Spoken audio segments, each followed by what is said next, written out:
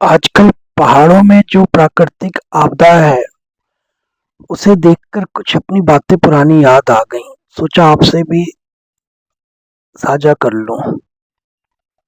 भागीरथ नदी आपने देखा ही होगा, सुना तो होगा ही होगा। तो ये भागीरथ नदी जो है, ये ये आगे चल के गंगा बनती है। और भागीरथ की जो ये पहाड़ी आपने देखी होंगी अगर, तो उसके राइट हैंड साइड में ही जो ग्लेशियर है, वो गौमुख है। गौमुख जो कि आपको पूरा अ, ए, एक दिन इस बीच में हॉल्ट करके भोजवासा, फिर दूसरे दिन आप पहुंचते हैं गौमुख। तो गौमुख ग्लेशियर के ऊपर से जाके मैं पहुंचा था तपोवन, तपोवन ग्लेशियर। तो इस तरह की कई जगह प्रोफेशनल करियर के दौरान जाने का मौका मिला। इसके अलावा जो है, चाहे वो मनाली हो, कुल्लू मनाली तो आमतौर पे ज़्यादातर लोग विजिट करते ही हैं। उसके अलावा जो है फिर शिमला, रोहड़ू, चंबा, बहुत सारी ऐसी जगह है जिनके किस्से मैं आपसे शेयर करना चाहता हूँ।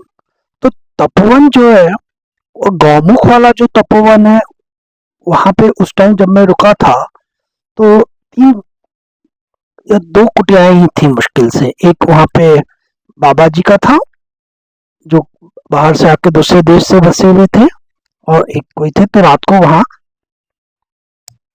रुकने का, रात को उनके कैंप में ठहरने का मौका मिला।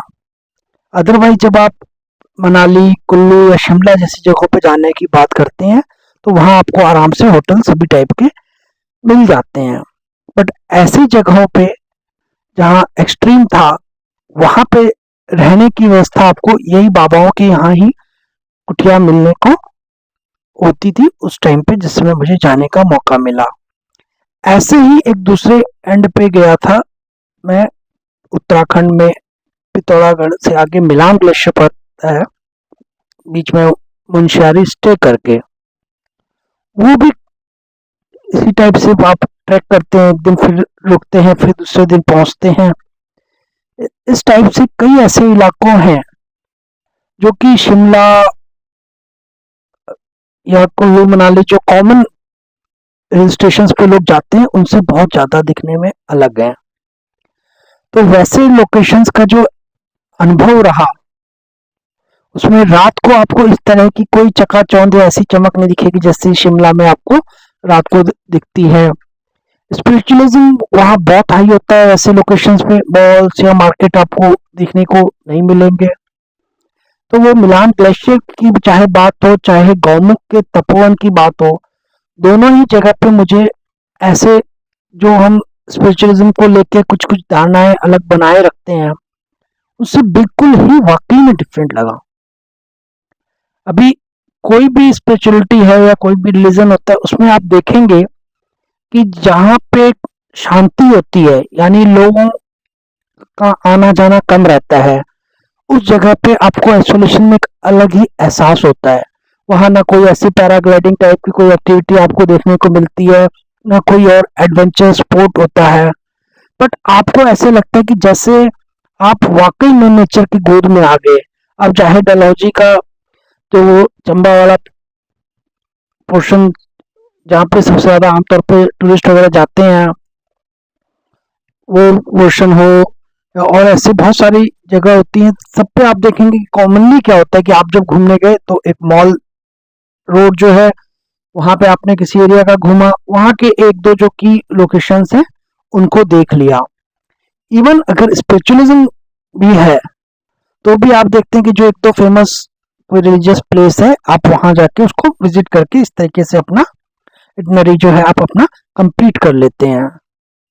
लेकिन जब हम रियल स्पिरिचुअलिटी की बात करते हैं, तो जैसे मैंने आपसे अपना एक्सपीरियंस शेयर किया, गौमुख तपोवन का जो गंगोत्री से आगे मैंने बताया पड़ता है, या इधर मिलान ग्लेशियर पड़ता है मुंशियारी के आगे पिथौरागढ़ साइड में, तो इन सब जगहों पे आपको ऐसा लगेगा कि सिर्फ आप हैं और नेचर है, and that is the ultimate feeling of being connected with nature. You can't even imagine of anything else at that moment. ये देखिए, चाहे स्पीति की भी मैं आपको एग्जांपल करता हूँ. हिमाचल में लाहौल स्पीति जिला है, तो स्पीति में भी ऐसे कुछ एरियाज हैं.